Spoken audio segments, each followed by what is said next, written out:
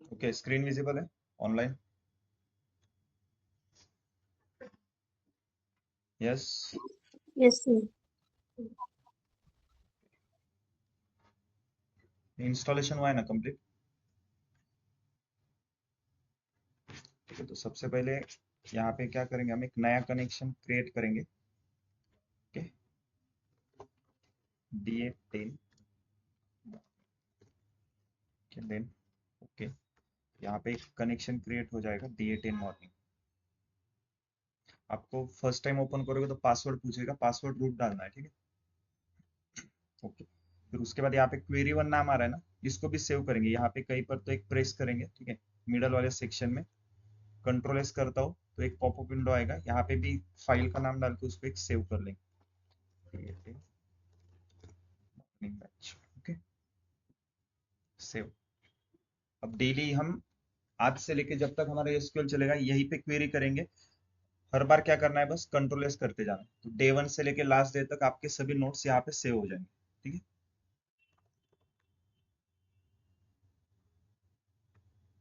Okay, सो ये my SQL software है। My SQL क्या है? What is my SQL? Anyone? What is my SQL? Sorry? Okay, software तर भरपूर आहे आपल्या स्मार्टफोन मध्ये, 100-200 सॉफ्टवेअर असते. It is software of RDBMS. MySQL is a RDBMS software which we use to interact with the relational database. Relational database database के साथ interact करने के लिए जो सॉफ्टवेयर हम यूज करते हैं वो कौन सा है? MySQL, right.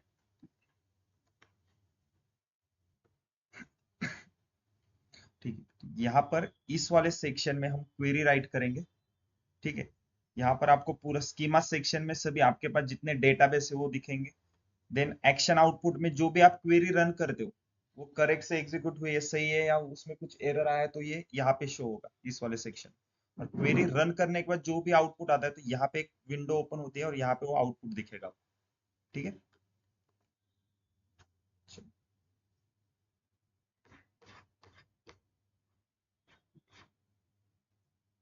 ठीक है, तो सबसे पहले मुझे एक एम्प्लॉय टेबल जो है उसमें एक डेटा है, ये डेटा स्टोर करना है। तो स्टोर करने के लिए क्या क्या स्टेप लगेगी, हमें क्या करना होगा? सबसे पहले मान लो मेरे पास ये डेटा है, ठीक है, ये डेटा है, इसको मुझे टेबल में स्टोर करना है। कैसे करेंगे? फर्स्ट टेबल क्रिएट करना पड़ेगा सर। टेबल क्रिएट करना पड़ेगा, लेकिन टेबल कहाँ पे स्टोर करते हैं? डेटाबेस में। तो हमें एक पहले डेटाबेस चाहिए। डेटाबेस में कौन सा डेटाबेस चाहिए? रिलेशनल डेटाबेस चाहिए, राइट। तो सबसे पहले हमें क्या करना होगा, एक डेटाबेस क्रिएट करना होगा। अब देखो यहाँ पर आप कुछ भी ऑपरेशन करोगे सभी रिलेशनल डेटाबेस के ऊपर ही होंगे ना। क्यों? क्योंकि MySQL सॉफ्टवेयर है, सिर्फ रिलेशनल डेटाबेस के ऊपर ही वर्क करता है, राइट। अब हमें एक डेटाबेस क्रिएट करना है। तो डेटाबेस कैसे क्रिएट करते हैं? देखो सिंटैक्स क्या है डेटाबेस का, क्रिएट डेटाबेस, डेटाबेस नेम, ये सिंटैक्स, ठीक है। अब यहाँ पे मैं एक डेटाबेस क्रिएट करता हूँ जिसका नाम है एम्प्लॉयज डिटेल करके, ठीक है। तो कैसे करेंगे? क्रिएट, क्वेरी से पहले हम एसक्यूएल के कमांड्स देख लेते हैं, उसके बाद स्टार्ट करेंगे। एसक्यूएल कमांड्स किसी को पता है कौन से कमांड्स है? Anyone? DQL, DQL, DML, DCL and CL. First है DDL। DDL मतलब data Data definition definition language, language. जिसमें आप क्या आएंगे, create, alter, drop, rename, truncate, ठीक है। Then second one is DML। DML मतलब डेटा मैनिपुलेशन लैंग्वेज, इसमें आता है आपके insert, update, delete. Then third है DQL, डेटा क्वेरी लैंग्वेज, इसमें आता है सिलेक्ट। किसी किसी बुक में आप देखोगे सिलेक्ट को DML में ही ऐड किया है, तो वो भी सही है, ठीक है, कहीं पर डीक्यूएल एक अलग से पार्ट है, उन्होंने सिलेक्ट को अलग किया, कोई फर्क नहीं पड़ेगा, आप डीएमएल में भी सिलेक्ट लिख सकते हो या फिर सिलेक्ट को एक डीक्यूएल अलग कमांड बना दो और उसमें सिलेक्ट ऐड करो। Next fourth one is TCL. TCL means transaction control language. Transaction मतलब जैसे पेमेंट करते हो ना, फोन पे, गूगल पे, वो एक ट्रांजैक्शन रहता है ना। ट्रांजैक्शन मतलब सिंपल कम्युनिकेशन। अब यूजर, मैं यूजर हूँ और यह हमारा सिस्टम है, तो हमारे बीच में जो कम्युनिकेशन हो रहा है ये हमारा एक ट्रांजैक्शन है।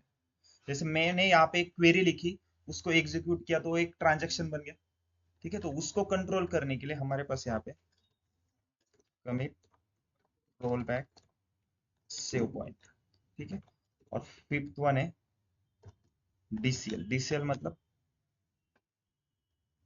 Anyone, data control language. इसमें आते हैं आपके grant and revoke.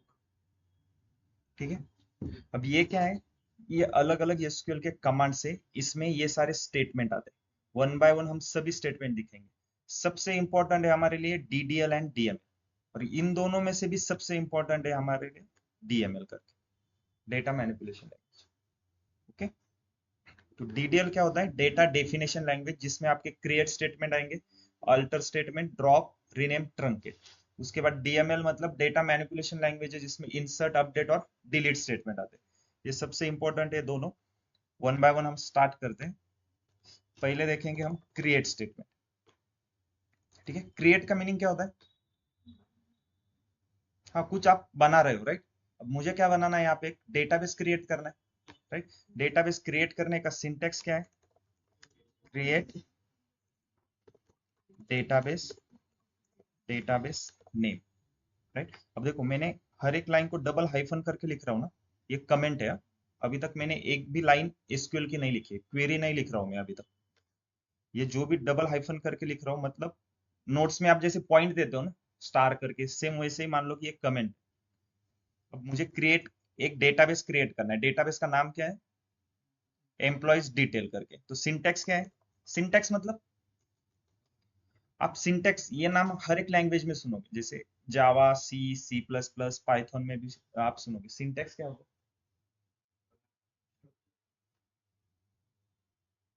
Okay. Simple Marathi आती है सबको, मराठी, हिंदी। ग्रामर सीखा है, कर्ता, कर्म, क्रियापद, नहीं सुना है कभी। Yes, sir. स्कूल नहीं गए हो, सीधा ग्रेजुएशन हुआ है क्या आपका। कर्ता, कर्म, क्रियापद सुना होगा ना सब, तो उसका भी एक सीक्वेंस रहता है ना। तो वही सिंटैक्स मतलब क्या है कि एसक्यूएल का एक पहले से ही सिंटैक्स है कि क्रिएट डेटाबेस, फिर डेटाबेस का नेम ही आएगा। फॉर एग्जांपल देखो मैं यहाँ पे एक डेटाबेस क्रिएट कर रहा हूँ, क्रिएट डेटाबेस, कौन से नाम का डेटाबेस बनाना है उसका नाम लिखो, एम्प्लॉयज डिटेल, एम्प्लॉय डिटेल्स कर दो, राइट। अब जैसे मराठी, हिंदी, इंग्लिश में हम क्या करते हैं, सेंटेंस खत्म होने के बाद फुल स्टॉप देते हैं, वैसे ही यहाँ पे क्वेरी खत्म होने के बाद सेमीकोलन देंगे। इस सेमीकोलन का मतलब क्या होता है, यहाँ पे एक क्वेरी एंड हो रही है। जैसे हम नोटबुक में लिखते हैं ना, एक सेंटेंस खत्म होने के बाद फुल स्टॉप देते हैं, फिर नेक्स्ट लाइन पे आप नया सेंटेंस नेक्स्ट लाइन से स्टार्ट कर सकते हो, या इसी के आगे करते हो ना फुल स्टॉप के बाद। तो सेम हम वहीं पे सेमीकोलन के बाद भी आप नई क्वेरी लिखना स्टार्ट कर सकते हो या फिर नेक्स्ट लाइन, लेकिन हमेशा याद रखो नई क्वेरी नई लाइन पे ही लिखनी। ओके, मैंने एक क्वेरी लिखी यहाँ पे, create database employee details, right. अब इसको एग्जीक्यूट करना पड़ेगा, रन करना पड़ेगा। तो रन करने के लिए हमारे पास देखो यहाँ पे दो ऑप्शन, ये दो ऑप्शन। हमें सिंगल क्वेरी, हमारे केस में क्या है, हम एक एक क्वेरी लिखेंगे उसको रन करते जाएंगे, तो single query every time run करनी है। तो सिंगल क्वेरी रन करने के लिए कर्सर आपका देखो, जो क्वेरी एग्जीक्यूट कर रहे हैं ना, उस क्वेरी के ऊपर आपका कर्सर कहीं भी रहना चाहिए। कर्सर मतलब ये एरो दिख रहा है ना, एरो, कौन सा? ठीक है, लाइन, ठीक है। ये आपका कहीं पर भी इस क्वेरी के ऊपर कहीं पर भी रहने दो, लास्ट में रहने दो, स्टार्टिंग में रहने दो, बीच में कहीं पे, ठीक है। और उसके बाद अगर आप ये बटन प्रेस करोगे तो आपकी एक क्वेरी एग्जीक्यूट हो जाएगी, सिंगल क्वेरी। अगर मल्टीपल क्वेरी एग्जीक्यूट करनी है, अगर मान लो मैंने यहाँ पे एक क्वेरी लिखी है, फिर यहाँ पे Q2 एक क्वेरी है, यहाँ पे Q3 एक क्वेरी है, तीन क्वेरी मुझे एक साथ रन करनी है। तीनों क्वेरीज को सिलेक्ट करो, उसके बाद फर्स्ट वाला ऑप्शन क्रिएट प्रेस करो, ठीक है।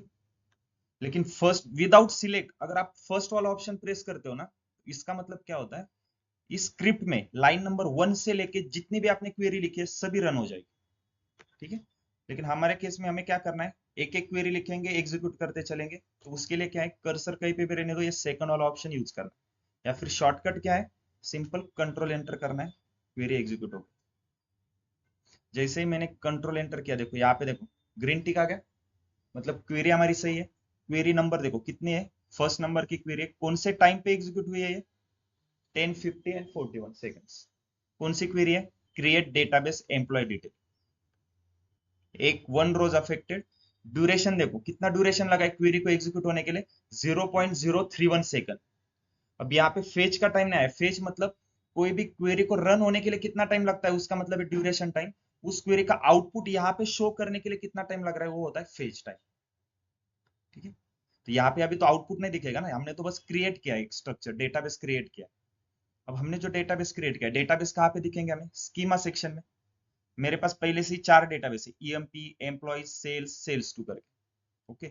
लेकिन हमने जो डेटाबेस क्रिएट किया वो दिख रहा है क्या पे, तो यहाँ पे देखो रिफ्रेश का बटन है, इसको मैं रिफ्रेश करता हूँ तो ईएमपी डिटेल, एम्प्लॉयज डिटेल करके एक डेटाबेस क्रिएट हो। अब ये कौन सा डेटाबेस है, रिलेशनल डेटाबेस है ना, हम रिलेशनल डेटाबेस के ऊपर ऑपरेशन कर रहे हैं। तो जैसे मैं इस डेटाबेस को ओपन करता हूँ, फर्स्ट ऑप्शन क्या है, टेबल्स है ना, और टेबल्स कौन से डेटाबेस में स्टोर करते हैं हम, रिलेशनल डेटाबेस, राइट। अब मेरे पास डेटाबेस है, मुझे क्या करना था, एक डेटा स्टोर करना था टेबल के अंदर, तो डेटाबेस तो आ गया, और क्या चाहिए हमें,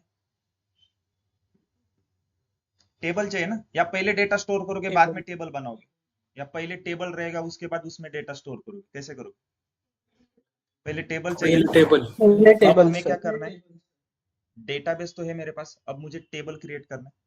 टेबल कौन सा क्रिएट करना है, employees table. Employees table create करना है जिसमें कॉलम कितने, 6 कॉलम। तो फिर से एम्प्लॉयज टेबल क्रिएट ही करना है, तो क्वेरी कौन सी, स्टेटमेंट कौन सी यूज होगा, क्रिएट का ही होगा। सिंटैक्स क्या है, टेबल क्रिएट का, देखो क्रिएट टेबल, टेबल मान लो मैंने एक क्वेरी लिखी आप, ठीक है, क्रिएट टेबल, एम्प्लॉयज नाम का टेबल क्रिएट करना है, क्रिएट टेबल एम्प्लॉयज। क्वेरी के बाद हम सेमीकोलन देते हैं। अगर मैं इसको एग्जीक्यूट करूंगा तो क्वेरी रन होगी क्या, क्यों नहीं होगी, देखो एरर आ रहा है। अब ये एग्जीक्यूट क्यों नहीं हो रहा है, ठीक है, यहाँ पे तो देखो अभी एरर अलग है, यहाँ पे एरर क्या है, ठीक है, पहले हम दूसरे वे से जाते हैं। यहाँ पे एरर क्या आना चाहिए, सिंटैक्स एरर। क्योंकि मुझे बताओ, आप एम्प्लॉयज टेबल क्रिएट कर रहे हो, इस एम्प्लॉयज को आप टेबल कब बोल सकते हो, रोज और कॉलम रहेगा तभी आप उसको टेबल बोलोगे ना। इसमें अभी आपने कुछ कॉलम मेंशन किए है क्या, table should have minimum 1 column तो होना चाहिए ना, तभी आप उसको टेबल बोलोगे। तो यहाँ पे आपको जो भी टेबल क्रिएट करना है उसके सभी कॉलम के नाम मेंशन करने होते हैं। अब एम्प्लॉयज टेबल में कितने कॉलम है, 6 कॉलम है, employee number, birth date, first name, last name, gender and hire date. तो देखो सिंटैक्स क्या है, create table, table name, table name के बाद ओपन क्लोज पैरेंथेसिस करेंगे, राइट। उसके बाद जितने भी कॉलम है सभी कॉलम के नाम इस पैरेंथेसिस के अंदर ऐड करेंगे, employee number,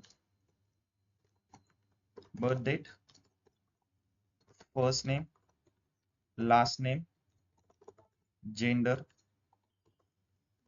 higher date, right. इसको मैं नेक्स्ट लाइन पे लेता हूँ। इसका मतलब ये नहीं कि ये अलग क्वेरी है ये अलग क्वेरी। जैसे हमने यहाँ पे ऊपर क्रिएट डेटाबेस की क्वेरी लिखी थी, मैं क्रिएट एक लाइन पे लिखूंगा, डेटाबेस एक लाइन पे, और एम्प्लॉय डिटेल एक लाइन, अलग अलग लाइन पे लिख सकता हूँ, लेकिन ये फिर भी एक ही क्वेरी है। कैसे, सेमीकोलन सीधा यहाँ पे देखो, यही पे वो एंड हो रही है। स्टार्ट कहाँ से हो रही है कैसे पता चलेगा, जहां पर भी ये डॉट आता है वहां से एक नई क्वेरी स्टार्ट हो रही है, ठीक है। Create table, table name, open close parenthesis में हर एक कॉलम का नाम लिखा। अब कौन से कॉलम में कौन सा डेटा स्टोर करना है वो भी बताना होता है। कल हमने डेटा टाइप्स देखे थे। अब एम्प्लॉय नंबर, इसमें आपको क्या स्टोर करना है, नंबर स्टोर करना है। तो नंबर स्टोर करने के लिए डेटा टाइप क्या होता है, इंटीजर। इंटीजर है तो क्या यूज करेंगे, आईएनटी, इंट। बर्थ डेट, इस कॉलम में क्या स्टोर करना है, डेट वैल्यू स्टोर करनी है, तो डेट स्टोर करने के लिए डेटा टाइप कौन सा है, डेट है। फर्स्ट नेम, डेटा टाइप कैर आएगा या वैर कैर आएगा? कैर क्यों नहीं आएगा? कैर कब यूज करेंगे? फिक्स लेंथ जब आपको पता होगी तब हम क्या करेंगे, कैर यूज करेंगे। वैर कैर कब? वेरिएबल लेंथ रहेगी, राइट। तो फर्स्ट नेम आपको पता है क्या पहले से ही कि उसमें जो नाम आने वाले उनके साइज कितनी रहेगी, पहले से ही पता है कुछ? तो फर्स्ट नेम वैर कैर 40 करता हूं, ठीक है। सेम लास्ट नेम, उसके बाद जेंडर कैर कर सकते हैं या फिर ये नाम मैं पहले से ऑप्शन देके रखता हूँ, एम एफ हायर डेट। तो अब समझ में आ रहा है डेटा टाइप का यूज क्या है? कल हमने सीखा था डेटा टाइप्स, इंट्रोडक्शन देखा था, राइट। लास्ट में क्या आएगा? Semicolon, okay.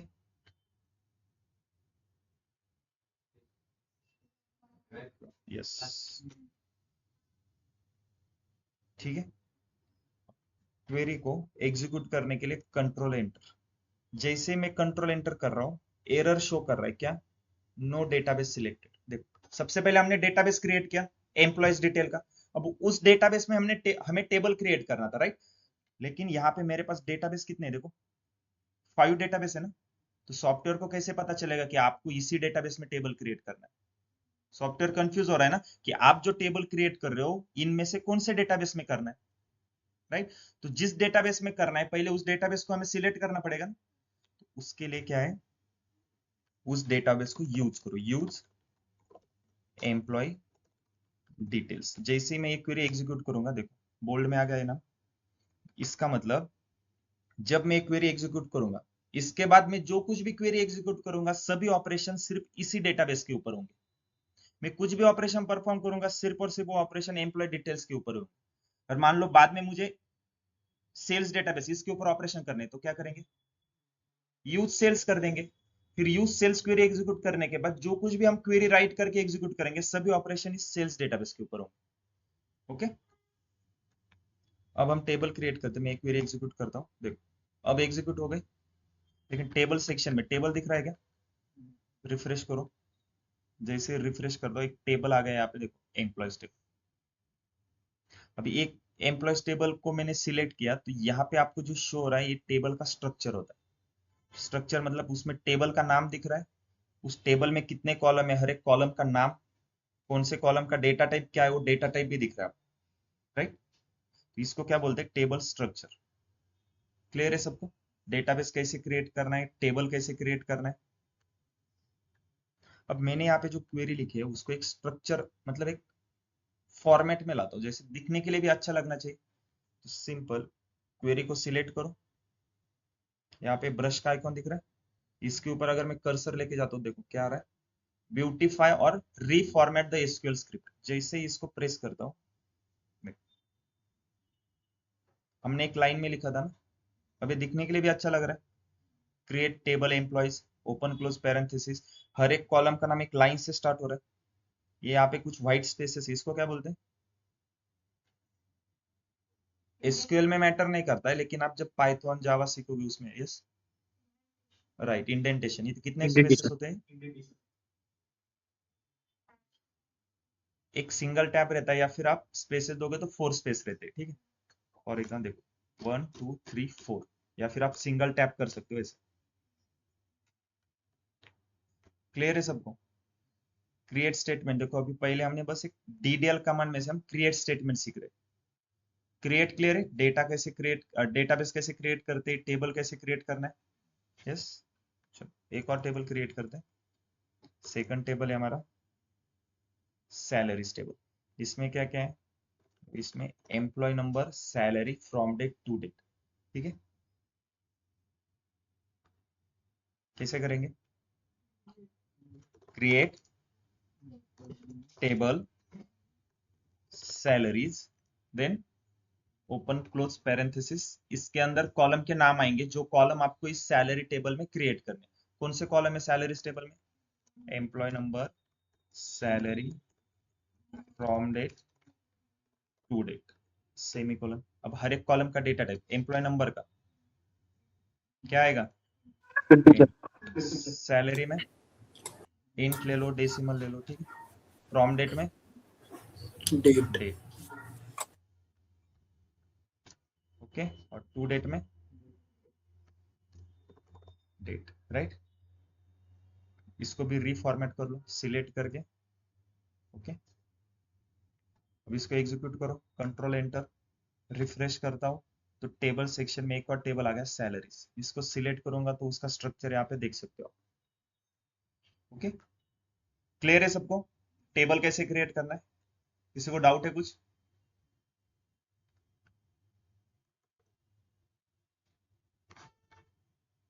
कि यहाँ पे देखो, मैंने employee number, birth date, first name, last name, मतलब इनके बीच में यहाँ पे अंडरस्कोर क्यों यूज कर रहा हूँ? स्पेस एक्सेप्टेड स्पेस नहीं अलाउड होता नहीं तो मैंने यहाँ पे टेबल और एम्प्लॉयज के बीच में भी स्पेस दिया है ना।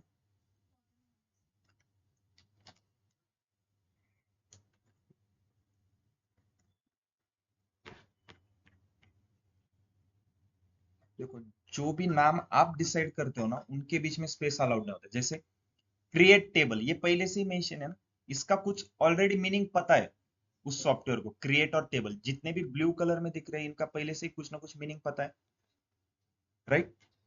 लेकिन एम्प्लॉयज नाम टेबल का मैंने दिया, ये तो सिंगल ही नेम है इसलिए बीच में हमने स्पेस की जगह पे अंडरस्कोर नहीं दिया। लेकिन एम्प्लॉय नंबर दो वर्ड है, दोनों को ज्वाइन कैसे किया है अंडरस्कोर से। बर्थ डेट अंडरस्कोर से ज्वाइन किया। वेरिएबल पता है, कल बताया था मैंने वेरिएबल क्या होता है। मेमोरी लोकेशन का नाम होता है। एक मेमोरी लोकेशन पे उस जगह पे हमने कुछ वैल्यू स्टोर की है तो उस लोकेशन को हमने एक नाम दिया, ठीक है। तो जो कुछ भी नाम रहते हैं, फॉर एग्जांपल जैसे आप पाइथन में आगे जाके सीखोगे आइडेंटिफायर बोलते हैं। आइडेंटिफायर मतलब नेम्स, जैसे वेरिएबल हो गए, आपके फंक्शंस हो गए, ठीक है। आप जो कुछ भी नाम डिसाइड करोगे उसको हम आइडेंटिफायर बोलेंगे। लेकिन नाम डिसाइड कैसे करते हैं, उसके लिए कुछ रूल्स है। केस रूल, केस रूल पता है सबको?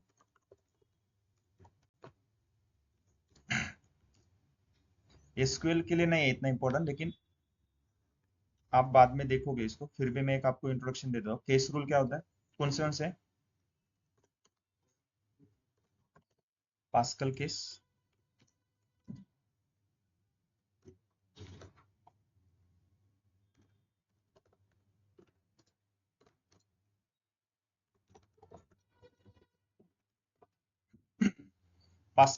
पास्कल केस मतलब जितने भी वर्ड रहेंगे हर एक वर्ड का फर्स्ट कैरेक्टर कैपिटल आना चाहिए। पास्कल वर्ड मैंने कैसे लिखा है देखो, पास्कल और केस दोनों अलग अलग वर्ड है। दोनों के बीच में मैंने स्पेस दिया है क्या? नहीं, लेकिन हर एक वर्ड का फर्स्ट लेटर कैपिटल से स्टार्ट हो रहा है ना। पास्कल का पी कैपिटल है, केस का सी कैपिटल है, राइट। इसका कुछ रियल टाइम एग्जांपल दे सकते हो आप?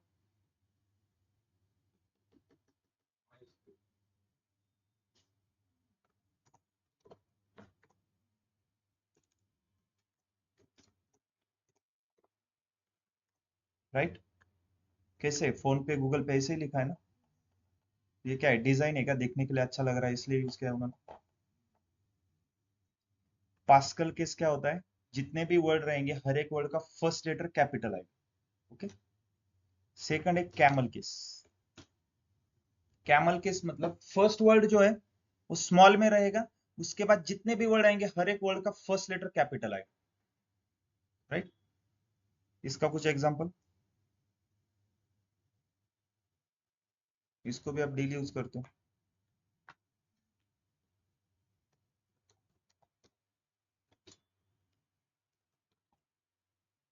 यस, नाम सुने हैं ना ये कभी या नहीं?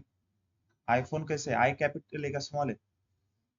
फोन का पी कैपिटल है ना। और लास्ट में स्नेक केस, जो कि हम कोडिंग में क्वेरी में हम ज्यादातर यूज करते हैं। जितने भी वर्ड रहेंगे हर एक वर्ड को अंडरस्कोर से ज्वाइन करना है। जैसे स्नेक केस कैसे लिखा है वैसे सेम, वैसे मैंने employee number, from date, to date, यहाँ पे भी फर्स्ट नेम, लास्ट नेम, हर एक वर्ड जितने भी वर्ड है सबको मैं क्या कर रहा हूँ, अंडरस्कोर से ज्वाइन कर रहा हूँ। तो हम स्नेक केस यूज करेंगे। ऐसे नहीं है कि आप पास्कल केस या कैमल केस यूज नहीं कर सकते, कर सकते हो। लेकिन ज्यादातर क्या डेवलपर क्या करते हैं, स्नेक केस को फॉलो करते हैं।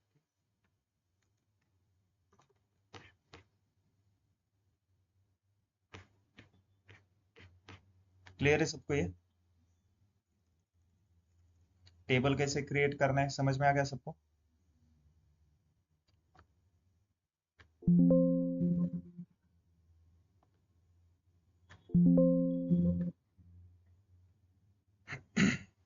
ठीक है, तो मैं एक लैपटॉप लाया ना सबने, लैपटॉप कंपलसरी डेली लाना है।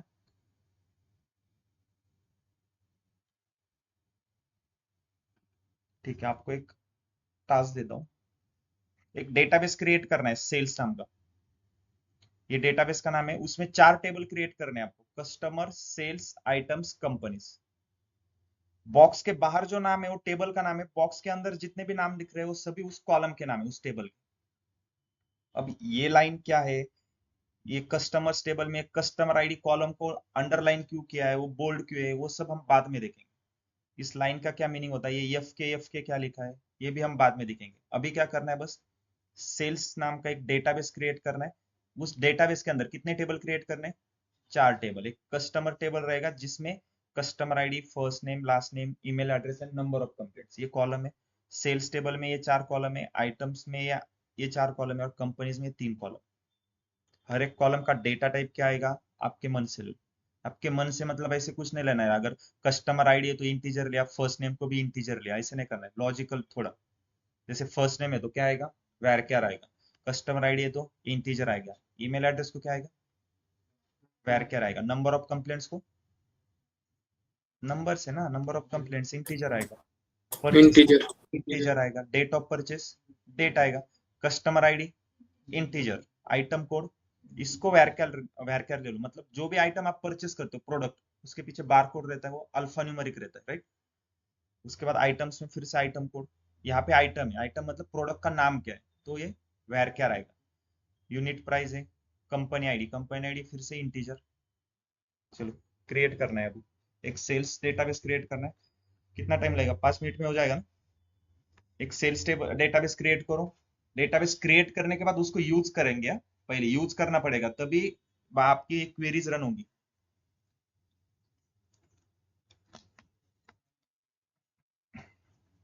सिंटैक्स याद रहेगा ना सबको, क्या सिंटैक्स है,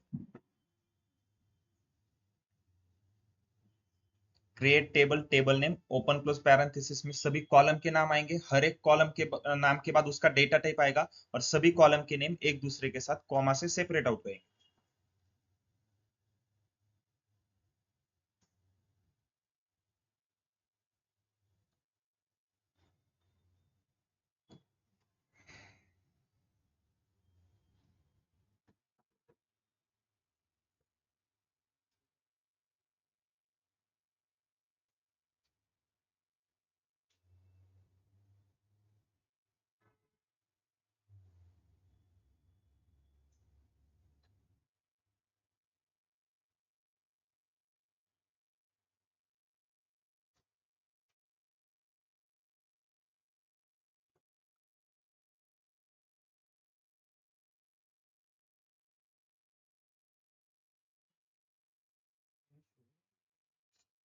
वहां पे आपका नीचे यहाँ पे देखो, यहाँ पे एडमिनिस्ट्रेशन सिलेक्ट है, उसको स्कीमा से सिलेक्ट करो।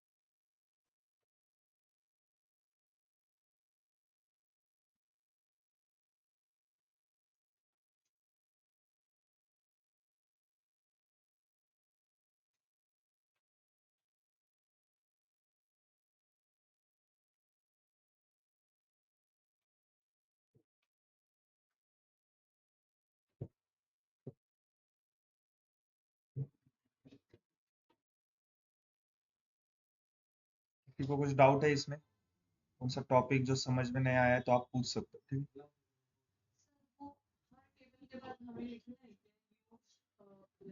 हर टेबल के बाद नहीं लिखना है, एक बार आप यूज करो, उस क्वेरी के बाद आप जितनी भी क्वेरीज लिखोगे वो सभी ऑपरेशन उसी डेटाबेस के ऊपर होंगे। हाँ, हाँ, यूज सेल्स एक बार किया ना आपने, उसके बाद जब तक आप दूसरा डेटाबेस यूज नहीं करोगे तब तक सभी ऑपरेशन सेल्स के ऊपर ही होने वाले, तो एक ही बार करने की जरूरत है, वो यूज सेल्स।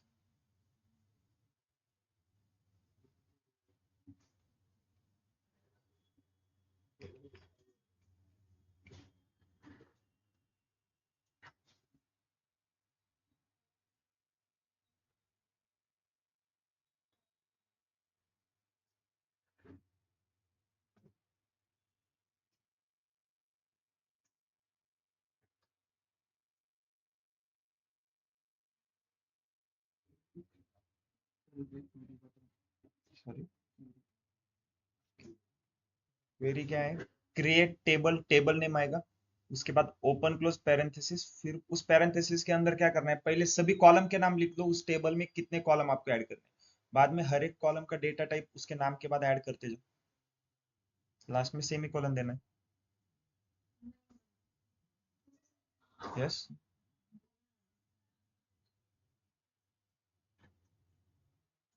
लॅपटॉप नाही आहे का तुमच्याकडे, चार्जर नाही आणलाय का,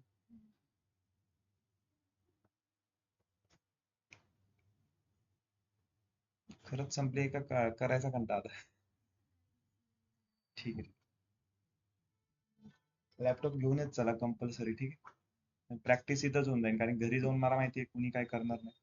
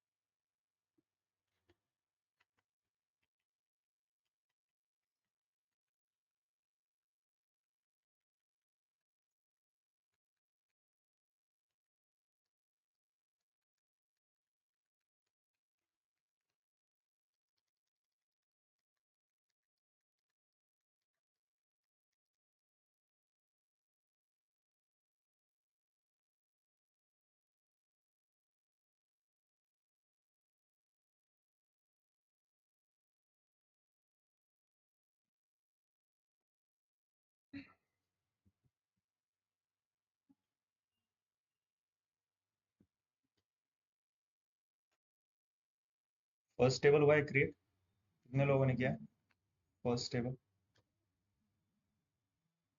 कस्टमर टेबल कितने लोगों ने क्रिएट किया है, दो ही लोगों ने किया है, ओके, सेल्स टेबल, एक दो तीन बाकी लोगों को क्या इश्यू आ रहा है, कुछ डाउट है क्या आपको,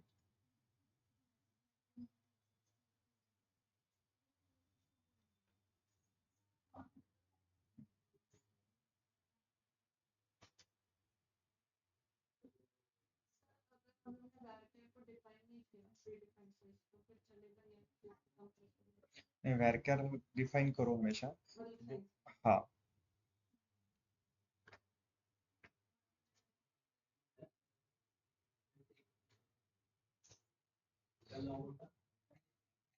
नॉर्मल में करोगे तो आप उस मतलब विदाउट डिफाइन करके भी वो रन होगा, लेकिन वो क्या करता है फिर बाय डिफॉल्ट उसकी जितनी वैल्यू है ना वो लेगा हमेशा, और वैरकर की वैल्यू कितनी है, 65,500 समथिंग कुछ वो है।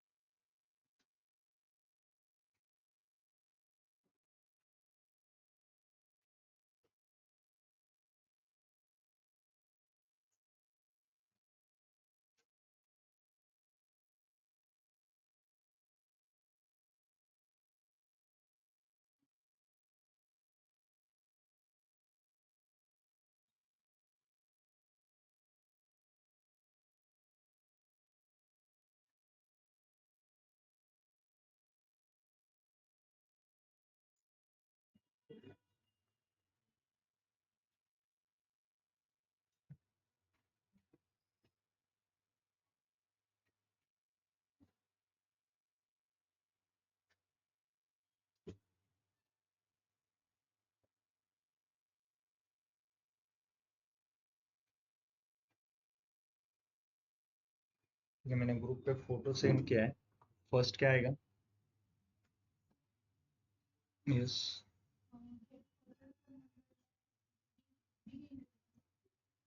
फोन नंबर से तो उसको varchar ले लो, क्योंकि उसमें कभी कभी आप क्या करोगे, +91 भी आता है, प्लस आपका इंटीजर में नहीं आएगा, तो इसलिए वो varchar ले लो। ठीक है, देखो सबसे पहले कस्टमर टेबल लेते हैं। कैसे क्रिएट करेंगे कस्टमर टेबल? कॉलम कौन से उसमें?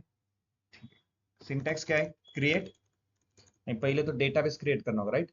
डेटाबेस कौन सा है? Create database sales, refresh. Sales database create हो गया, देखो यहाँ पे। अब उसको यूज करना है हमें, तो यूज सेल्स, तो सेल्स डेटाबेस यूज में आ गया। अब हम टेबल क्रिएट करेंगे। कौन सा क्रिएट करना है? कस्टमर्स। कस्टमर में क्या क्या है? Create table customers, open close parenthesis. Column कौन से है? Customer ID, first name, last name, email address and number of complaint. तो customer ID, first name, last name, email address and number of complaints. ठीक है, customer ID data type क्या रहेगा? Integer. First name का varchar, okay. Last name का क्या आएगा? Email address का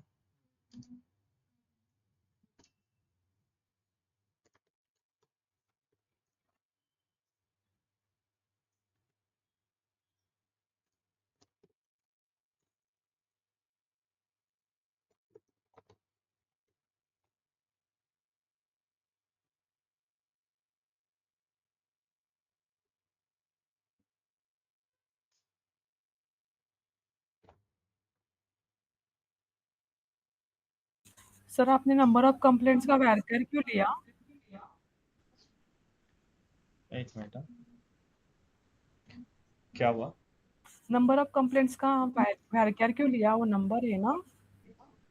सॉरी, नंबर ऑफ, ओके। इसको एग्जीक्यूट करने के लिए कंट्रोल एंटर, रिफ्रेश करता हूँ तो सेल्स डेटाबेस में यहाँ पे देखो कस्टमर टेबल क्रिएट होगा। ठीक है, कस्टमर टेबल का स्ट्रक्चर देखना है तो उसको सिलेक्ट करो, यहाँ पे कस्टमर टेबल का पूरा स्ट्रक्चर दिखेगा, राइट? नेक्स्ट सेकंड टेबल कौन सा है? सेकंड टेबल है सेल्स, ओके। हेलो, हेलो, हो लेक्चर मध्ये आहे, मी कॉल करतो।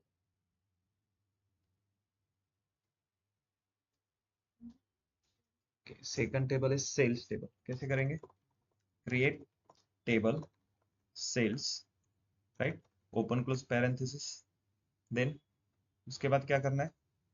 पैरेंथेसिस के अंदर सभी कॉलम के नाम मेंशन होंगे। कौन से कॉलम है? Purchase number, data type int, right? Then date of purchase, data type dates. Third column कौन सा है? Customer ID, data type int, then item code, data type varchar, okay. Reformat करो, इसको एग्जीक्यूट करो, देखो सेल्स टेबल क्रिएट हो गया। ठीक है, देखो हम कमांड कौन सा देख रहे हैं? डीडीएल कमांड में से हम क्रिएट स्टेटमेंट देख रहे हैं। इतना याद रखो, जितने भी डीडीएल का स्टेटमेंट है, ठीक है, कौन से create, alter, drop, rename, truncate, ये सिर्फ और सिर्फ एक ही बार एग्जीक्यूट होता है। फॉर एग्जांपल देखो, क्रिएट स्टेटमेंट है, सेल्स टेबल हमने क्रिएट किया, एक बार एग्जीक्यूट किया ना, फिर से इसको रन करो, एरर शो कर रहा है। तो जितने भी डीडीएल स्टेटमेंट है वो सभी एक ही बार एग्जीक्यूट होते हैं, create, alter, drop, rename, truncate.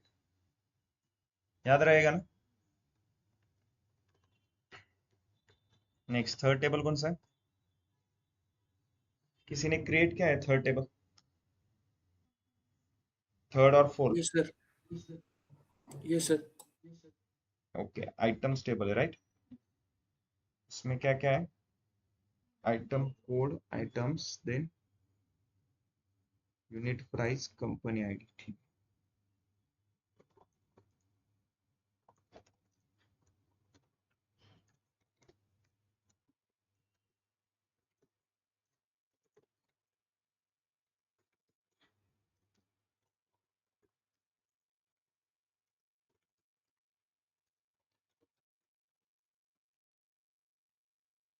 Unit price, last में क्या है? Company ID.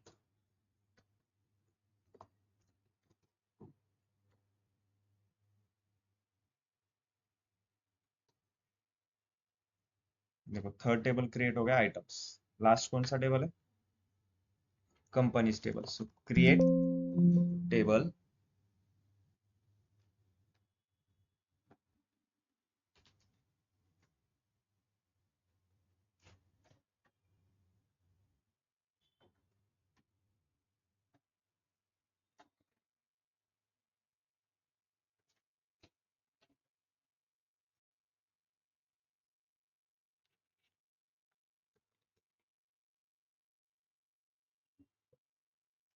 Create table companies, open close parenthesis. कौन से कॉलम है? Company ID, data type int, company name होगा एक, राइट? डेटा टाइप, ये कौन सा केस यूज किया है मैंने यहाँ पे? स्नेक केस, ठीक है। देन थर्ड क्या है? हेडक्वार्टर्स फोन नंबर, राइट ना?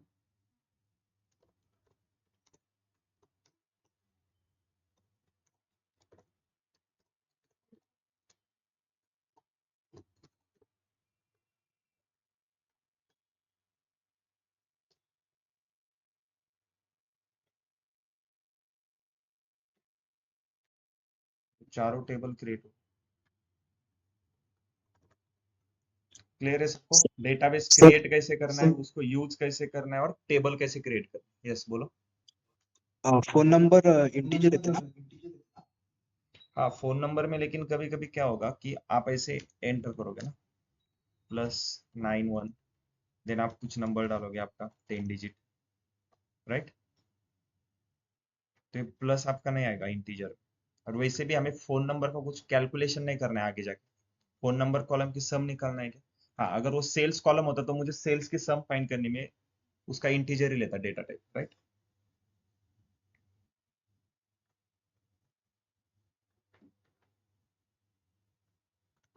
तो ये क्लियर है सबको? क्रिएट स्टेटमेंट क्लियर है क्या? कि डेटाबेस कैसे क्रिएट करना है, उसको यूज कैसे करना है, देन टेबल कैसे क्रिएट करना है। यहाँ तक किसी को डाउट है कुछ? क्रिएट टेबल का सिंटैक्स याद रहेगा सबका? सिंटैक्स क्या है? Create table, Yes, table name आएगा, फिर ओपन क्लोज पैरेंथेसिस yes. के अंदर उस टेबल में आपको जितने कॉलम ऐड करने हैं, सभी कॉलम के नाम मेंशन करो। हर एक कॉलम के नेम के बाद उस कॉलम का डेटा टाइप आना चाहिए, और सभी कॉलम नेम एक दूसरे के साथ कॉमा से सेपरेट आउट रहेंगे, राइट? इसी सिंटैक्स में एक और है, डेटा टाइप के बाद हम कंस्ट्रेंट भी ऐड कर सकते हैं। कंस्ट्रेंट मतलब, कंस्ट्रेंट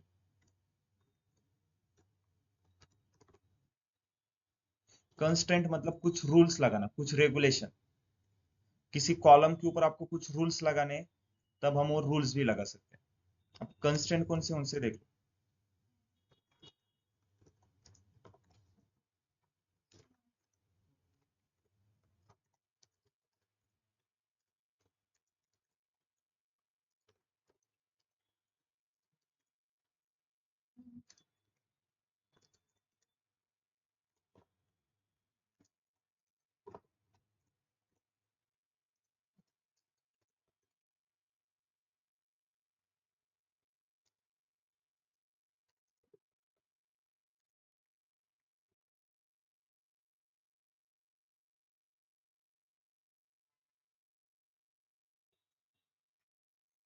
ठीक है, ये सारे कंस्ट्रेंट है।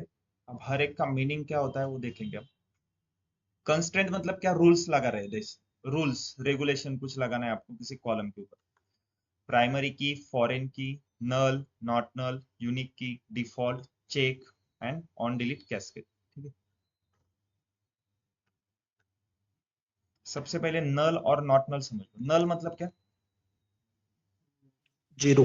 नल मतलब वहां नहीं, जीरो एक वैल्यू है, जीरो एक वैल्यू है। ठीक है, मतलब नल मतलब वहां पे कुछ नहीं। एम्प्टी मतलब ये ऐसे हो गया, ये एम्प्टी हो गया, इसका मतलब यहाँ पे ब्लैंक स्ट्रिंग है। ठीक है, वो भी नल नहीं है। नल मतलब जहां पे सिर्फ ऐसे लिख के आएगा नल करके। फॉर एग्जाम्पल हमने टेबल क्रिएट किया है ना अभी, मैं उसका आपको डेटा शो करूंगा।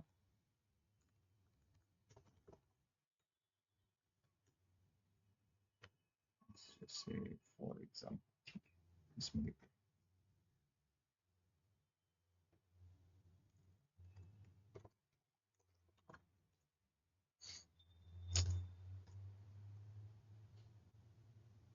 यहाँ पे एक टेबल है, इसमें कुछ डेटा है।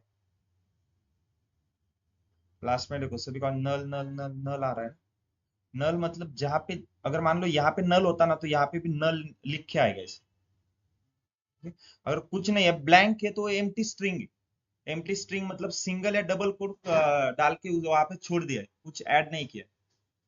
जीरो भी नल नहीं है, जीरो एक वैल्यू है, याद रखो।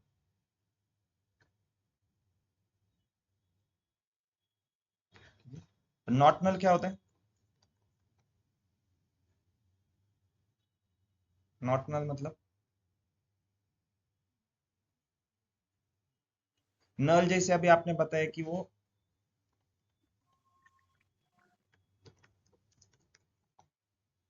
जैसे आप ऐसे एज्यूम करके चलो कि ब्लैंक है। ठीक है, ब्लैंक मतलब आप नल ही बोलोगे ना उसको, वहां पे कुछ नहीं है तो वो नल है। नॉट नल मतलब अगर मान लो किसी कॉलम के ऊपर मैंने नॉट नल कंस्ट्रेंट लगाया, एम्प्लॉय नंबर कॉलम के ऊपर मैंने नॉट नल का कंस्ट्रेंट लगाया। कंस्ट्रेंट मतलब क्या? रूल। तो मैंने एम्प्लॉय नंबर कॉलम के ऊपर एक रूल लगाया कि वो कॉलम नॉट नल है। इसका मतलब क्या होगा? क्या उस कॉलम में कभी भी नल वैल्यू नहीं आ सकती। नल वैल्यू मतलब कहीं पर भी ब्लैंक नहीं रहेगा, हर एक रो में कुछ ना कुछ वैल्यू आनी ही चाहिए। अगर आपने कुछ नल वहां पे ऐड किया, मतलब कुछ नहीं डाला है वैल्यू, तो एरर शो करेगा। ठीक है, अगर मैंने नॉट नल समझ में आ गया, एम्प्लॉयज नंबर कॉलम के ऊपर अगर रूल लगाया नॉट नल का, तो उस कॉलम में आपको जितने भी रोज रहेंगे हर एक रो में कुछ ना कुछ वैल्यू ऐड करनी ही होगी हमेशा। अगर मान लो बर्थ डेट कॉलम के ऊपर मैंने नल का कंस्ट्रेंट लगाया, नल मतलब इसमें आप वैल्यू ऐड करोगे चलेगा। अगर मान लो किसी रो में आपने वैल्यू ऐड नहीं की, उसको ब्लैंक छोड़ दिया, फिर भी वो वर्क करेगा क्योंकि वो नल है। क्लियर है? सबको समझ में आ रहा है? नल नॉट नल क्लियर है?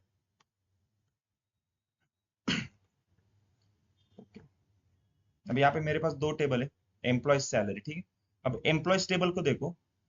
फर्स्ट जो एम्प्लॉय 10,001, उसका नाम क्या है? यस, फर्स्ट जो एम्प्लॉयज है 10,001, उसका नाम क्या है? George Faisal, right? जॉर्ज फैसेलो नाम है उसका, राइट? मुझे इस एम्प्लॉयज की सैलरी बताएगा कौन, कितनी है? जॉर्ज फैसेलो की सैलरी कितनी है, कोई बताएगा? कहाँ पे दिख रहा है आपको? लेकिन मैंने आपको बोला था एम्प्लॉयज टेबल देखो, उसमें से मुझे जॉर्ज फैसेलो की सैलरी बताओ। मैंने ये बोला क्या सैलरी टेबल में से बताओ? फिर आपने कैसे कंसिडर किया कि ये सैलरी उसी की है? तो आपने ये 10,001 यहाँ पे मैच किया, राइट? तो सबसे यही इंपॉर्टेंट टॉपिक है, पूरा एसक्यूएल आपका इसी टॉपिक के ऊपर बेस है। टॉपिक का नाम है प्राइमरी की एंड फॉरेन की। अब सबसे पहले प्राइमरी की समझ लो क्या होता है। प्राइमरी की मतलब टेबल में से ऐसा कॉलम जिसमें हर एक वैल्यू यूनिक है एंड नॉट नल है। अब नॉट नल तो पता है आपको, नॉट नल मतलब ब्लैंक नहीं रहना चाहिए, कुछ ना कुछ वैल्यू चाहिए।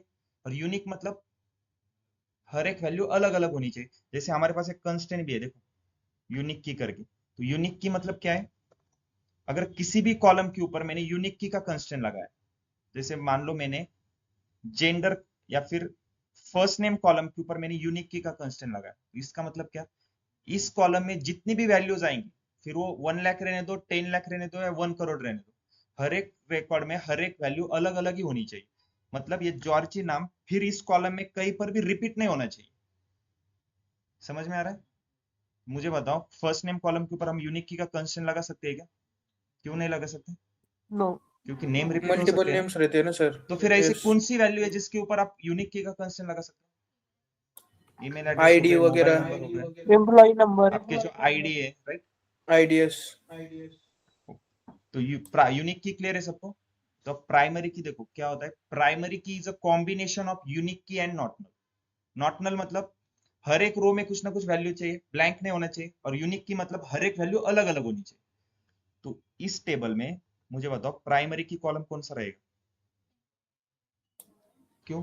प्राइमरी की कंडीशन क्या है? Unique and not null. तो सभी सभी कॉलम मुझे यूनिक एंड नॉट नल लग रहे हैं ना। अगर जेंडर कॉलम को छोड़ दिया जाए तो सभी कॉलम यूनिक है एंड नॉट नल है, क्योंकि जेंडर यूनिक नहीं है। देखो यम एफ रिपीटेड हो रहा है ना वैल्यू। तो फिर सभी कॉलम तो यूनिक एंड नॉट नल है ना।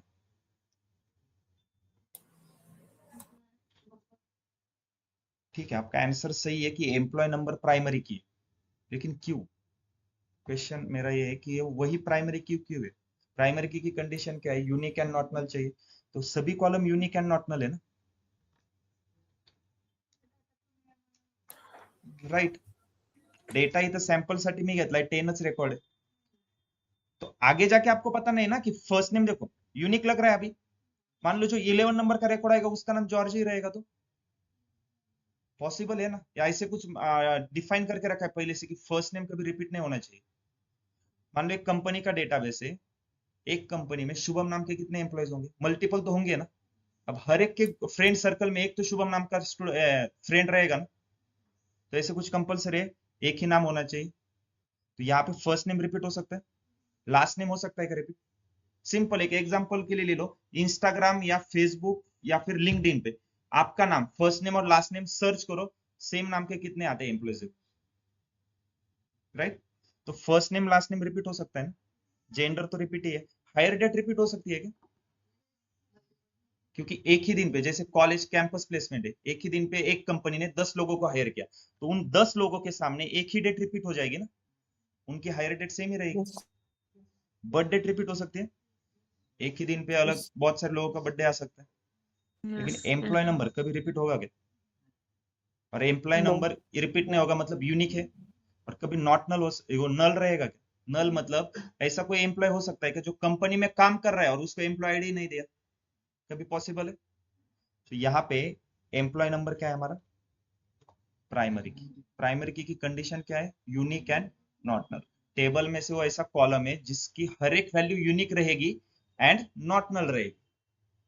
अब इसकी जरूरत क्या है हमें प्राइमरी की?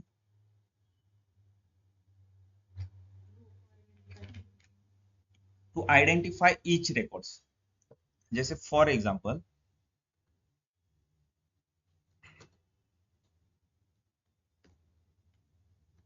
जॉर्जी फेसल, बर्थ डेट कितनी है?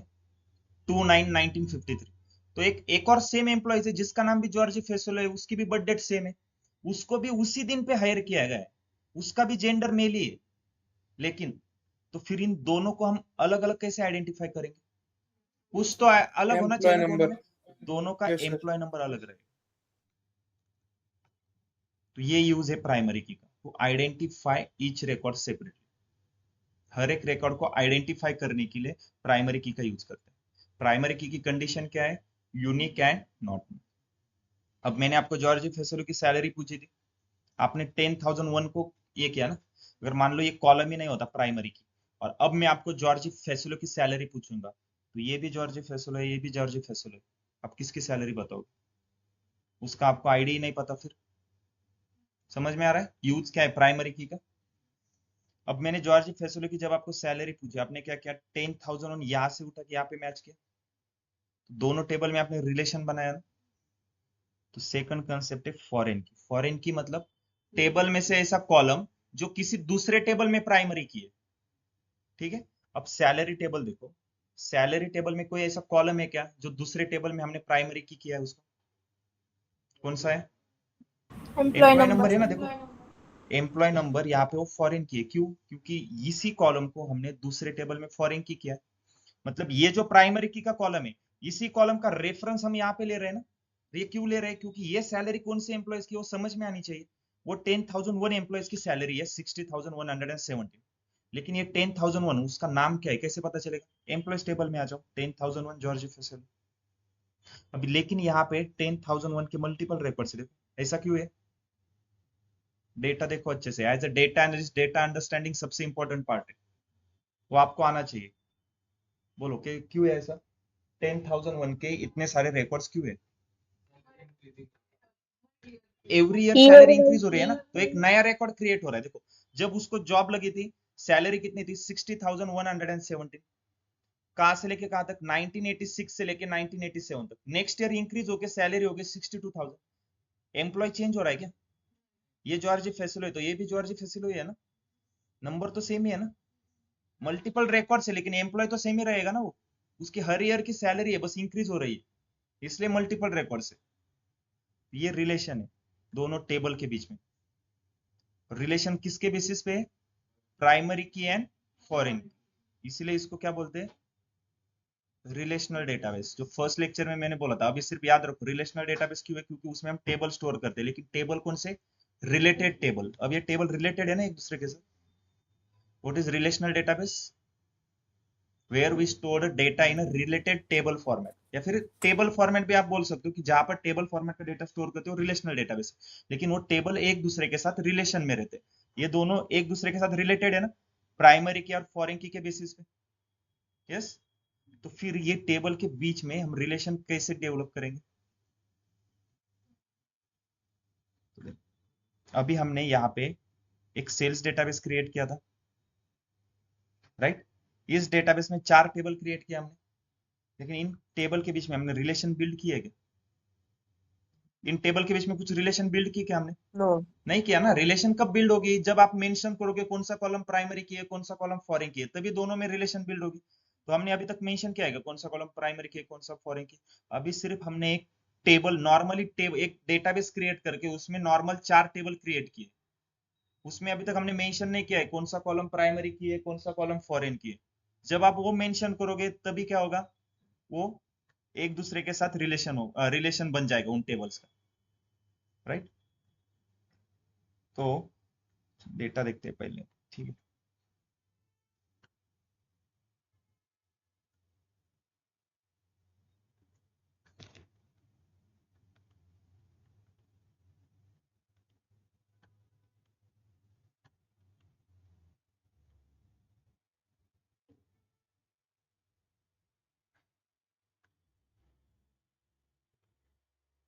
ओके, ये यही चारों टेबल है जो हमने अभी क्रिएट किए थे। कौन से? Customer, sales, items, companies. Okay, अब मेरा क्वेश्चन क्या है? क्वेश्चन देखो, कस्टमर टेबल में ओम पाटिल नाम का एक कस्टमर है। मेरे 3 क्वेश्चन है। ओम पाटिल ने कौन से डेट को कौन सा प्रोडक्ट परचेस किया है, उस प्रोडक्ट की प्राइस क्या है? और 4th नंबर का क्वेश्चन है वो प्रोडक्ट कौन से कंपनी का है। मुझे आंसर चाहिए। क्या? ओम पाटिल कस्टमर है, उसने कौन से डेट को कौन सा प्रोडक्ट परचेस किया है, प्रोडक्ट की प्राइस क्या है, और कौन से कंपनी का प्रोडक्ट? बोलो कैसे पता करोगे?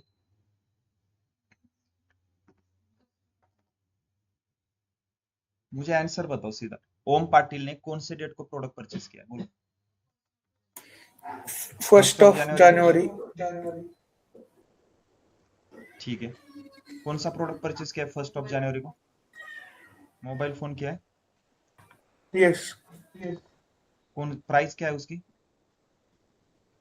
कौन से कंपनी का है वो? 50,000 एप्पल। ये कैसे पता चला आपको? आपने टेबल के बीच में रिलेशन बिल्ड की ना, कैसे की? मैंने क्वेश्चन क्या पूछा था? ओम पाटिल। तो चलो कस्टमर टेबल में आएंगे, ओम पाटिल, उसका कस्टमर आईडी क्या है? 1। 1। तो कस्टमर यस। आईडी 1 है, उसने कौन सा प्रोडक्ट परचेस किया है? तो देखो सेल्स टेबल में आएंगे, कस्टमर आईडी 1, उसने 2 प्रोडक्ट परचेस किए, देखो यहाँ पे, राइट? 1st ऑफ जनवरी 2025 को एक क्या है, एक 9th ऑफ अप्रैल 2025 को एक प्रोडक्ट परचेस किया। कस्टमर आईडी 1 ने 2 प्रोडक्ट परचेस किए। पहला प्रोडक्ट है 1st ऑफ जनवरी 2025 को परचेस किया है, उस प्रोडक्ट का कोड क्या है? A101। तो A101 का कौन सा प्रोडक्ट है आपको पता है क्या? इस टेबल से कुछ पता चल रहा है? नहीं। तो प्रोडक्ट कहां से पता चलेगा? आइटम्स टेबल में आ जाओ, A101। कौन सा प्रोडक्ट है? Mobile phone, right. अब ये मोबाइल फोन, उसकी प्राइस क्या है?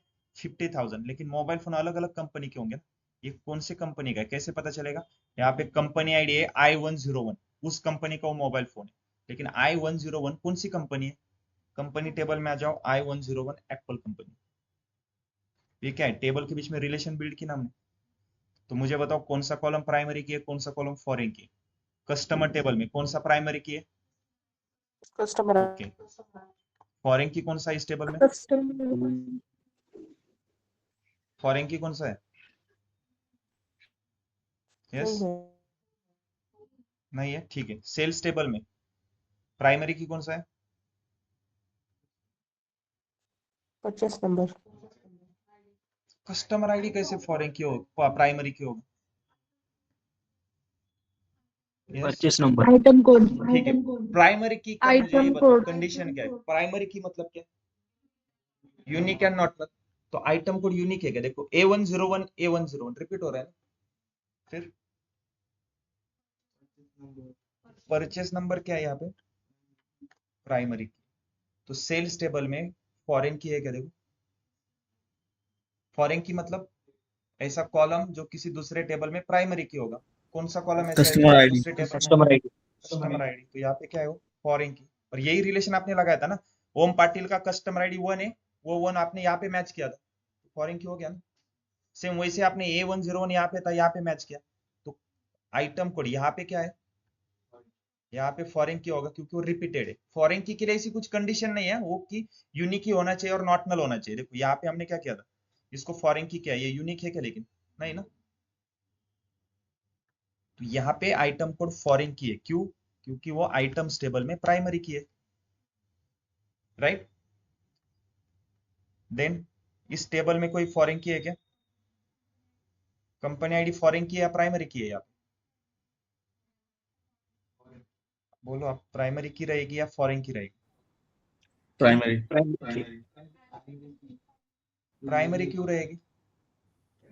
ठीक है ना, प्राइमरी की रहने दो या फॉरेन की, आप आंसर करो फिर उसका मुझे जवाब दो व्हाई। अगर प्राइमरी की है तो क्यों, फॉरेन की है तो क्यों फॉरेन की? पहले एक डिसाइड करो, प्राइमरी की है या फॉरेन की है? बोलो जल्दी, फॉरेन की है प्राइमरी की, क्या है? फॉरेन की है, क्यों? Repeat नहीं हो रहा और यूनिक है वो.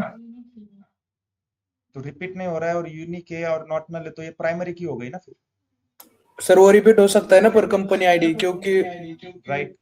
देखो डेटा अभी आपको, मैं आपको एग्जांपल देने के लिए मैंने 2 ही रिकॉर्ड लिए, इन फ्यूचर वो रिपीट हो सकता है ना, ये भी एज्यूम करके चलो, इन फ्यूचर Yes. रिपीट हो सकता है, क्योंकि I101 कंपनी है एप्पल, तो एप्पल कंपनी सिर्फ मोबाइल फोन ही बनाती है क्या? लैपटॉप भी रहेगा ना, एक और यहाँ पे लैपटॉप आएगा। जैसे यहाँ पे लैपटॉप है, कौन सी कंपनी का? HP का। यहाँ पे भी लैपटॉप है, उसकी कीमत 2 लाख है मान लो, उसके आगे क्या कंपनी आईडी आएगी? I101। और ये I101 क्या है? ये एप्पल का लैपटॉप है। ये लैपटॉप कौन सा है? ये HP का लैपटॉप। तो ये I101 यहाँ पे रिपीट हो गया ना, लेकिन हाँ यहाँ पे कभी रिपीट नहीं होगा ना। यहाँ पे क्या है? I101 एप्पल, फिर से I101 एप्पल लिख के कुछ फायदा है क्या? कंपनी का नाम एक ही है, लेकिन एक कंपनी मल्टीपल प्रोडक्ट बना सकती है ना, यहाँ पे रिपीट होगा, लेकिन यहाँ पे कभी रिपीट होगा क्या? तो यहाँ पे कंपनी आईडी क्या रहेगा? फॉरेन की। यहाँ पे कंपनी आईडी क्या रहेगा? प्राइमरी। क्लियर है टेबल के बीच में कैसे रिलेशन बनाए हमने? प्राइमरी की कॉलम कौन सा है, फॉरेन की कॉलम कौन सा है, ये समझ में आ गया? सर बस अब आपको यस बोलो। लेफ्ट साइडच्या कॉलम मध्ये तुम्ही कंपनी आयडी घेतली आणि इकडे राईट साइडच्या कॉलम मध्ये कंपनी आयडी प्रायमरी घेतली. समजलं नाही, कन्फ्युजन झालं.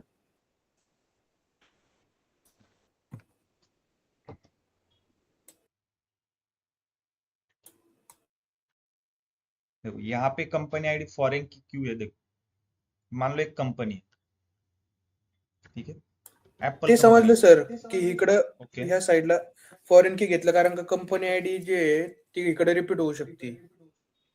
हाँ यस, मल्टिपल आपण जण घेऊ शकतो ती एका सेम बिकॉज कंपनी आयडीचे एक कंपनी के मल्टीपल प्रोडक्ट हो सकते हैं, यस बरोबर राइट। तो यहाँ पे प्राइमरी क्यों क्यों है? क्योंकि यहाँ पे क्या है, देखो यहाँ पे रिपीट होने वाला कौन सा ऑप्शन है ऐसे बताओ? कंपनी आईडी, हर एक कंपनी का एक ही आईडी रहेगा ना, कंपनी आईडी बोल रहा हूँ मैं, प्रोडक्ट का आईडी नहीं बोल रहा हूँ, कंपनी का, हर एक कंपनी का एक यूनिक आईडी रहेगा, हर एक कंपनी का एक ही नाम रहेगा ना, और हर एक कंपनी का फोन नंबर है। रिपीट क्या होगा इसमें रिपीट क्या होगा?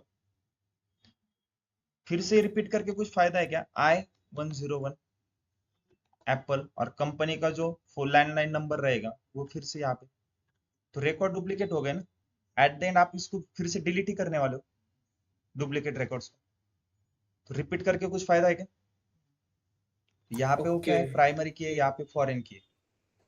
यस, ये यस सर, क्लियर है? समझ लिया। कौन सा कॉलम प्राइमरी यस, की है, कौन सा कॉलम फॉरेन की है? अगर आपको पता चल गया कि कौन सा कॉलम प्राइमरी की है, फॉरेन की है, बस यही सॉफ्टवेयर को बताना है आप यहाँ पे इस टेबल्स में, कौन सा कॉलम प्राइमरी की है, कौन सा कॉलम फॉरेन की है। कस्टमर टेबल, कौन सा कॉलम प्राइमरी की है? कस्टमर आईडी प्राइमरी कस्टमर की आईडी है। बस वो क्या है, सॉफ्टवेयर को बताना है। कैसे बताओगे? सिंटेक्स क्या है देखो, create table, table name, parenthesis के अंदर हम क्या लिखते हैं, सभी कॉलम के नाम आएंगे, हर एक कॉलम नाम के बाद उसका एक डेटा टाइप आता है, डेटा टाइप के बाद हम कंस्टेंट लगा दे, कंस्टेंट मतलब रूल्स। अब कस्टमर आईडी के ऊपर क्या कंस्टेंट लगाना है आपको? प्राइमरी की, तो बस डेटा प्राइमरी टाइप के बाद स्पेस देके प्राइमरी की लिख दो बस। लेकिन ये तो बस यहाँ पे राइट किया है ना, इसको एग्जीक्यूट भी करना पड़ेगा। एग्जीक्यूट होगी क्या एक क्वेरी? क्यों नहीं होगी? क्योंकि डीडीएल कमांड है, अभी मैंने बताया जितने भी डीडीएल स्टेटमेंट है वो सभी एक ही बार एग्जीक्यूट होते हैं। देखो ना, एग्जीक्यूट करो। ऑलरेडी एरर क्या आ रहा है देखो यहाँ पे, टेबल कस्टमर्स ऑलरेडी एग्जिस्ट, मतलब कस्टमर नाम का टेबल ऑलरेडी एग्जिस्ट कर रहा है, तो सेम क्वेरी आप दोबारा रन नहीं कर सकते। जितने भी डीडीएल कमांड है एक बार एग्जीक्यूट किया तो उसको दोबारा रन नहीं कर सकते, फिर क्या करेंगे? यस, नहीं, अपडेट हमने सीखा कहाँ है? अभी तक नहीं सीखा ना, अल्टर भी नहीं सीखा है अभी तक, कैसे करेंगे फिर? सिंपल है, एक और डेटाबेस बना लो सेल्स टू नाम का, उसमें फिर से चारों टेबल क्रिएट करो, लेकिन उस टाइम क्या करना है, टेबल क्रिएट करते समय ही मेंशन कर दो कौन सा कॉलम प्राइमरी की है, कौन सा कॉलम फॉरेन की है। चलो एक डेटाबेस बनाएंगे, कौन सा? सेल्स टू, या फिर नेक्स्ट लेक्चर में देखना है क्या करना है, बोलो जल्दी। चलो अभी देख लेते क्योंकि हमने अभी primary key foreign key explain किया, नहीं तो आप मंडे को फिर बोलोगे sir primary key foreign key explain करो। पहले एक डेटाबेस क्रिएट करो, create database sales two, underscore लगाया, क्यों, कौन सा केस है ये? स्नेक स्नेक केस, ठीक है। डेटाबेस क्रिएट हो गया, उसको यूज करो। यूज करने के लिए यूज की क्वेरी लिखो, या सिंपल डेटाबेस के ऊपर डबल टैप करो, ये यूज में आ जाएगा, ठीक है। फिर भी मैं यूज की क्वेरी लिखता हूँ, यूज सेल्स टू। अब इस डेटाबेस में मुझे क्या करना है, टेबल क्रिएट करने। कौन से टेबल? वही चारों जो मैंने आपको फोटो शेयर किया ग्रुप पे। आपको क्वेरी कॉपी पेस्ट नहीं करनी है, मैं यहाँ से अभी कॉपी कर रहा हूँ, देखो मुझे अब कस्टमर टेबल क्रिएट करना है ना, तो सिंपल मैं क्या करता हूँ, यहाँ से कस्टमर टेबल की क्वेरी कॉपी कर रहा हूँ। आपको अलग से फिर से वो क्वेरी लिखनी है, और इसमें अभी तक मैंने इसको रन नहीं किया है। हमें चेंजेस क्या करने हैं, कस्टमर आईडी को क्या करना है, प्राइमरी की, तो बस प्राइमरी प्राइमरी की लिख दो, उसके आगे लिख दिया। अब इसको एग्जीक्यूट करो, रिफ्रेश। सेल्स टू डेटाबेस में एक टेबल क्रिएट हो गया कस्टमर, जिसमें कस्टमर आईडी प्राइमरी की है। कस्टमर आईडी को बोल्ड में है, नीचे अंडरलाइन है। अब समझ में आ रहा है यहाँ पे कस्टमर आईडी को बोल्ड और अंडरलाइन क्यों किया था? क्लियर है? Yes next sir. Second table कौन सा है? सेकंड टेबल कौन सा है? Sales table. इसमें क्या करना है, परचेस नंबर को प्राइमरी की, इस टेबल में फॉरेन की है क्या कोई? एफ के मतलब क्या है, फॉरेन की। कस्टमर आईडी और आइटम कोड को क्या करना है, फॉरेन की। फॉरेन की। चलो सेल्स टेबल, उसका उसकी क्वेरी में कॉपी करता हूँ। आपको क्वेरी अलग से लिखनी है, फिर से कॉपी मत करो, प्रैक्टिस हो जाएगी आप। अब इसमें क्या करना है, परचेस नंबर को, चलो मैं फिर से क्वेरी लिखता हूँ, नहीं तो आप कंफ्यूज हो जाएगी। कौन सा टेबल है, create table sales, open close parenthesis. कौन से कॉलम है इसमें, purchase number, date of purchase, customer ID, item code, ये 4 कॉलम है। उसके बाद हर एक कॉलम का डेटा टाइप बताओ क्या क्या है। परचेस नंबर का इंटीजर, डेट ऑफ परचेस का क्या रहेगा, डेट रहेगा। कस्टमर आईडी का क्या रहेगा, इंट, और आइटम कोड का क्या रहेगा, वैक। ठीक है, इसको पहले मैं रीफॉर्मेट कर लेता हूँ। मैंने अभी तक क्वेरी एग्जीक्यूट नहीं किया ये। अब और क्या ऐड करना है, परचेस नंबर में क्या करना है, हमें प्राइमरी की करना है परचेस नंबर। और क्या करना है इसमें, customer ID and item item code को क्या करना है, फॉरेन की। फॉरेन की। फॉरेन की यस। कैसे करते हैं, देखो सभी कॉलम के नाम के बाद लास्ट वाला जो कॉलम है उसका भी डेटा टाइप मेंशन किया है, तो उसके भी बाद सेमी कॉलन देंगे, सॉरी कोमा देंगे, नीचे लिखेंगे फॉरेन की, पैरेंथेसिस में डाल दो। कौन से कॉलम को फॉरेन की करना है, कस्टम। पहले दो कॉलम को फॉरेन की करना है, पहले मैंने एक लिया कस्टमर आईडी, उसको फॉरेन की करेंगे। लेकिन मुझे बताओ कस्टमर आईडी कॉलम फॉरेन की कब होगा, ये कॉलम फॉरेन की कब हो सकता है, जब वो दूसरे टेबल में प्राइमरी की रहेगा।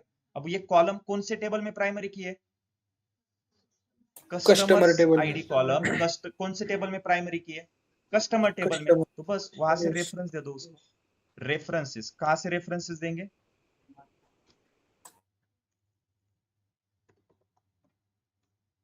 रेफरेंसेस कहां से, कस्टमर्स टेबल का customer ID column.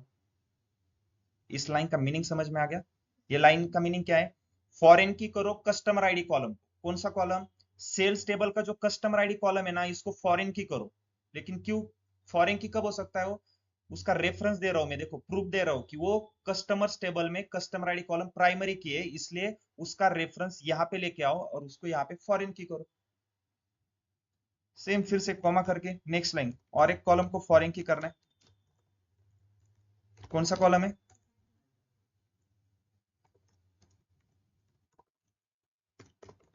Item code. इसको फॉरेन की करने के लिए रेफरेंस कहां से देंगे, आइटम्स टेबल का आइटम कोड कॉलम, देखो आइटम्स टेबल का item code column, right. References items table का आइटम कोड कॉलम, क्लियर है। लास्ट में सेमी कॉलन है हमारा। ये क्वेरी को एग्जीक्यूट करो, एग्जीक्यूट होगी क्या, यस, क्वेरी एग्जीक्यूट होगी या नहीं होगी, नहीं होगी क्यों नहीं होगी, सर, हमने देखो मैं रेफरेंस दिया है, एग्जीक्यूट वो कर रहा हूँ, उसका कॉलम क्रिएट नहीं किया अभी तक। देखो एरर आ रहा है ना, fail to open reference table items. Line number देखो, फर्स्ट लाइन एग्जीक्यूट हो गई, सेकंड भी हो गई, यहां तक एग्जीक्यूट करते आ गया, उसको एरर इस लाइन पे आ रहा है, क्या बोल रहा है, fail to open reference table item. हम रेफरेंस कहां से दे रहे हैं, आइटम्स टेबल का दे रहे हैं, वो ओपन नहीं कर पा रहे, क्यों, क्योंकि डेटाबेस यूज कर रहे हैं सेल्स टू। इस सेल्स टू डेटाबेस में आइटम्स को आइटम्स टेबल है क्या, नहीं। तो फिर सेल्स टेबल को क्रिएट करने के लिए पहले आइटम टेबल क्रिएट करना होगा। चलो आइटम्स टेबल यस। क्रिएट करते हैं पहले। आइटम्स टेबल कैसे करेंगे, create table items open close parenthesis, कौन से कॉलम है, item code varchar, right, then item varchar, okay, unit price int, integer. then company id int semicolon। अब इसमें क्या करना है, आइटम कोड को क्या करना है, यहाँ पे प्राइमरी की करना पड़ेगा ना, तभी ये फॉरेन की बन जाएगा। यहाँ पे वही तो एरर आ रहा था ना, तो आइटम कोड को यहाँ पे क्या करना है, प्राइमरी की। लेकिन इस टेबल में एक और फॉरेन की है, कंपनी आईडी, कैसे करेंगे,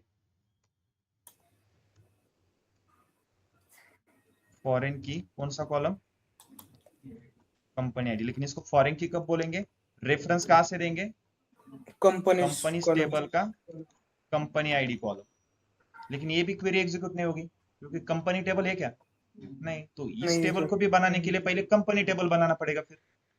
फिर create table companies open close parenthesis company ID, इसका डेटा टाइप इंट, और इसी को प्राइमरी की बनाना है, राइट। सेकंड कॉलम कौन सा है, कंपनी नेम, और थर्ड कौन सा है, हेडक्वार्टर्स फोन नंबर।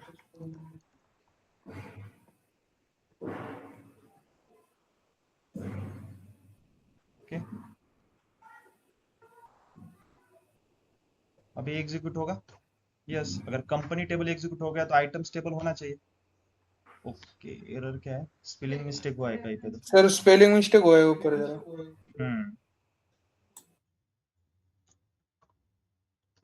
ओके, और अगर आइटम टेबल बन यस गया तो हमारा सेल टेबल भी एग्जीक्यूट हो जाएगा। रिफ्रेश करो, चारों टेबल सेम क्रिएट हो गए जो हमने सेल्स डेटाबेस में बनाए थे। लेकिन सेल्स टू क्रिएट क्यों किया?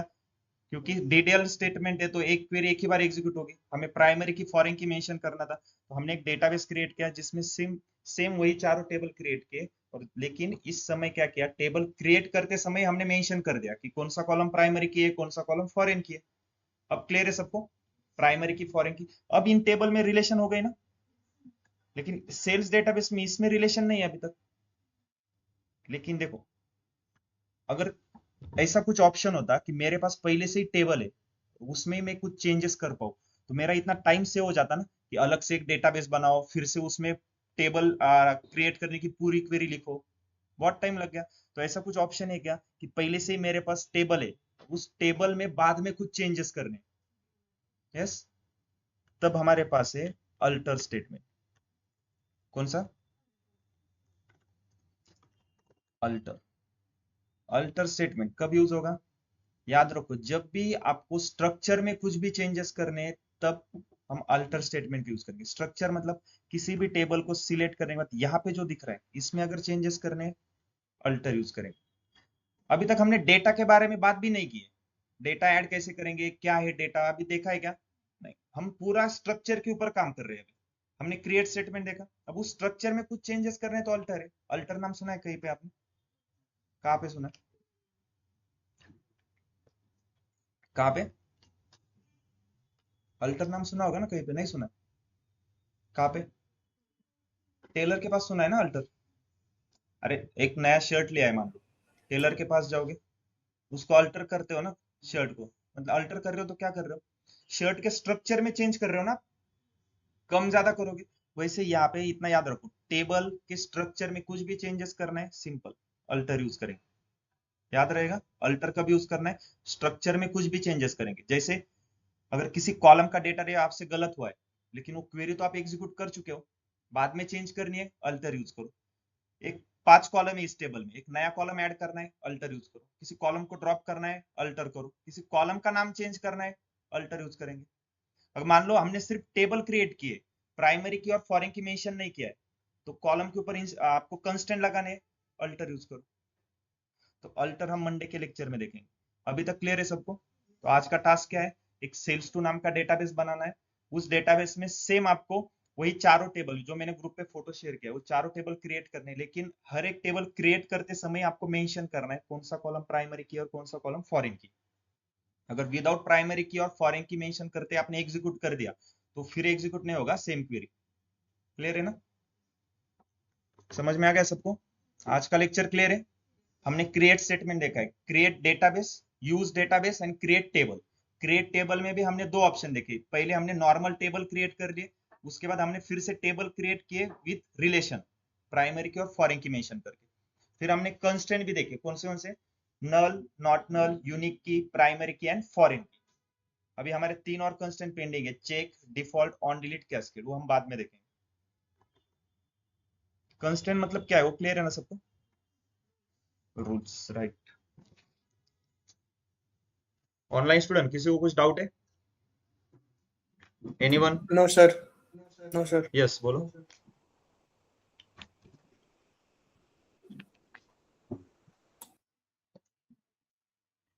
समझ में आ रहा है सबको ऑनलाइन? यस, नो, कुछ? यस यस ठीक है, समजते है सर. Yes sir. अगर यस नो म्हणू नाही शकत तर थंब दिला तरी चालेल, ठीक आहे.